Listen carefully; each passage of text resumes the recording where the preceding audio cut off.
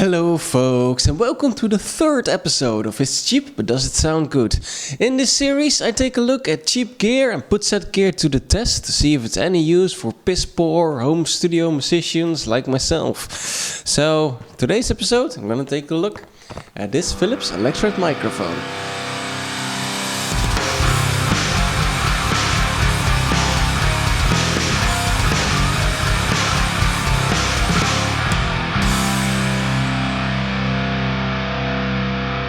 This microphone is quite old, and judging from the package, it was aimed at hobbyists back in the day, so I don't expect that much from it. However, from experience I know that these old microphones can give you a pretty surprising bang for your buck. So I'm gonna keep an open mind. So I got this thing for just $5. There were some things wrong with it, however. There was a leaking battery inside of it, which had corroded away the battery terminals, and the grill was also missing. Luckily, I fancied 2 new battery terminals and a grill from some scrap parts, so it's pretty much as new.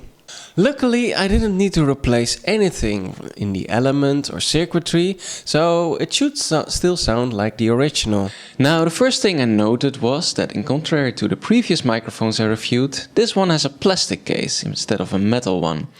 It's also much more lightweight. The internal construction is pretty nice though, so I don't think you'll break this thing too easily.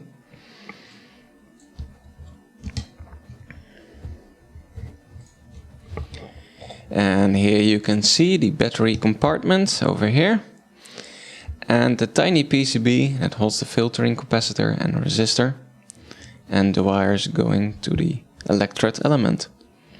The cable is also quite long, so it makes it easier to move around this microphone when needed. Usually with these older mics, the cable is attached to the microphone itself, so there's no XLR connector or anything, so you're kind of dependent on the cable length. Luckily this thing is very long. Another thing that makes this microphone different from the previous microphones I reviewed is that this is an Electret microphone. An Electret microphone uses a thin membrane that holds an electric charge. Parallel to this thin membrane is usually a small metal plate called the pickup plate. When the membrane vibrates due to sound waves, a current is generated in the pickup plate. This current is picked up by a tiny amplification device within the microphone, usually a FET or op-amp, and this amplification device in turn is powered by a battery inside the microphone or phantom power. Now, one drawback of this system is that it tends to be rather noisy, especially with these older ones, when the build quality of FETs wasn't that good. And this mic doesn't seem to be any different in that regard. The frequency range of the thing is pretty wide though. According to the package, the frequency range is from 50 Hz to 80,000 Hz, which is pretty impressive for such an old microphone. Now, with some initial test recordings, I did pick up audio as low as 20 Hz, although later I discovered that there's actually a roll-off going from 50 Hz down to 20 Hz. The audio sensitivity of this thing is of course quite good, because it has an own internal little amplifier. Anyways, I've blabbered enough about the microphone itself. Let's hear what it sounds like. I'm going to do 4 tests. First will be the soft vocals, then some loud vocals and grunts. I'm gonna try it on acoustic guitar, and also gonna try it on my djembe for shits and giggles. Just see what it can do. As usual, I run the microphone directly into my audio interface, so there's no coloration of the sound whatsoever. What you hear is what you get. First up are the soft vocals. Hello, is it me you're looking for? I can see it in your eyes. Now loud vocals and grunts. Yeah, I'm singing in a microphone. Oh yeah, yeah, yeah, yeah. I'm singing in a microphone. And these are some grunts in the Philips Electret microphone. Yeah! Next up, I play a little song on the acoustic guitar. The microphone is pointed at the start of the neck at the 12th fret.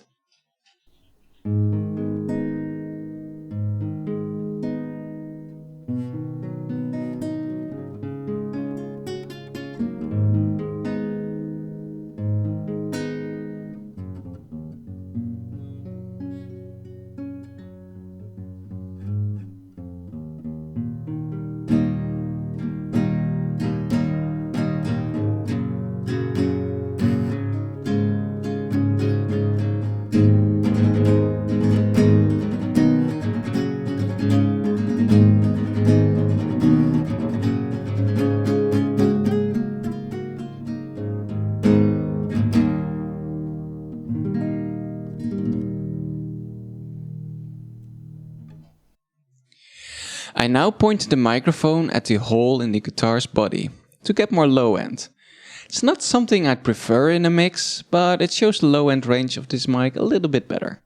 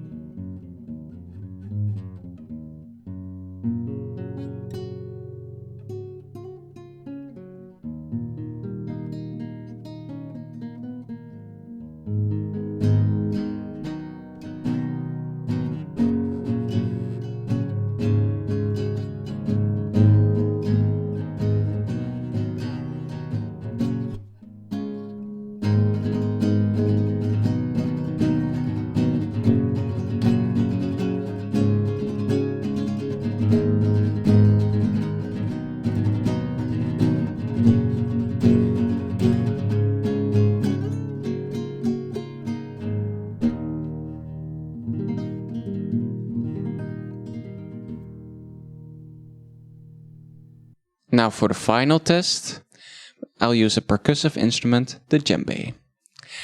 I place the microphone near the edge, pointed at the center.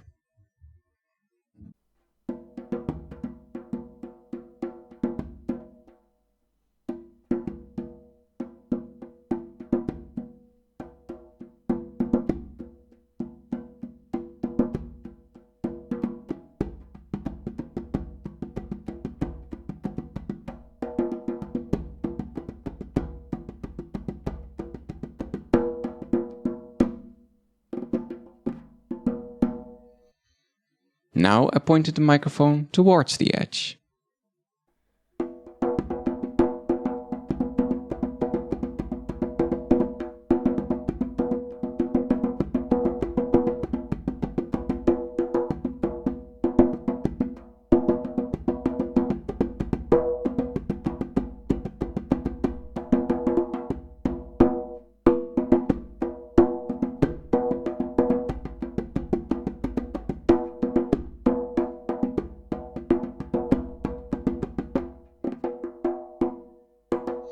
And finally, I place it below the djembe, on the bass end, if you will.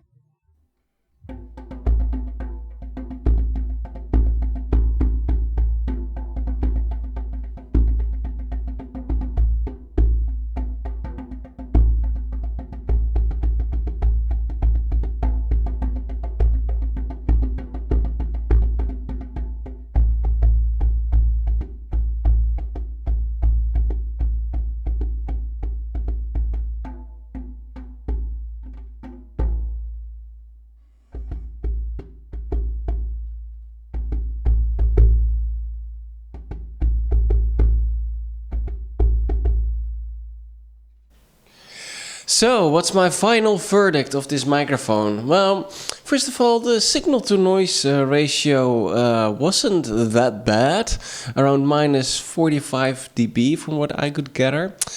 And considering I recorded this in a slightly noisy environment, it actually performed quite well. However, this signal to noise ratio of 45 dB is worse than my other vintage microphones.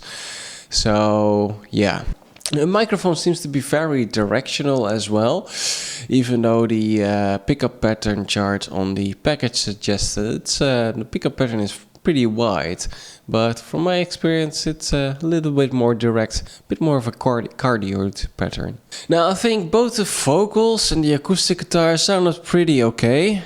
My biggest complaint would be that it didn't sound as full as the other cheap second-hand microphones I got. I also noticed when recording more bassy sounds, such as the djembe, it distorts rather easily, and it really can't handle any higher SPLs too. So it's really more for the softer kind of sound sources, such as acoustic guitar. The microphone is lacking an on-off switch. However, the current draw from the battery is very low, so one battery will probably last you a couple of years. However, I will advise that you replace the battery regularly, because you really don't want a leaking battery inside your microphone or any other equipment for that matter, because a leaking battery will absolutely destroy your equipment. So what do I say about this microphone? Well, no, I'm not gonna recommend it. For 10 bucks second hand. Of course you won't get any super high quality, but you can definitely get better microphones than this one. This thing is a bit of an oddity too. I don't see it that much on the second hand marketplace, so I doubt you even find it that easily. But if you do find it, well, don't pay more than $5 for it, really. And Electret microphones aren't really that common in small home studios anyways, or just for, the small bedroom musician who wants to record himself. Really with one dynamic mic and one condenser mic of a better quality, well, that will get you a lot farther than having, these kind of things. So that was my review of the Philips hi-fi microphone, the N8215. I hope you enjoyed this review and it was at least a little informative, and that it has helped you make a decision on whether to buy this microphone or not. Now, as you might have noticed from my intro, it was a little different. That's because I want to expand this series to, general gear, just cheap gear, not just vintage microphones. Though I do really enjoy exploring those vintage microphones, and I've already had a very pleasant surprise with one of the microphones, the ADM40, which I'm definitely going to use for the guitar recordings for my band R.O.T, along with probably an SM57. And there are plenty of other cheap microphones on my list. However, I also have some other gear that I also use here, such as the Behringer tube preamp.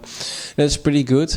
I kind of still wanna focus on stuff that hasn't been covered yet. That's why I do these second-hand vintage microphones mostly, because usually it's pretty hard to find any information on them, let alone a review.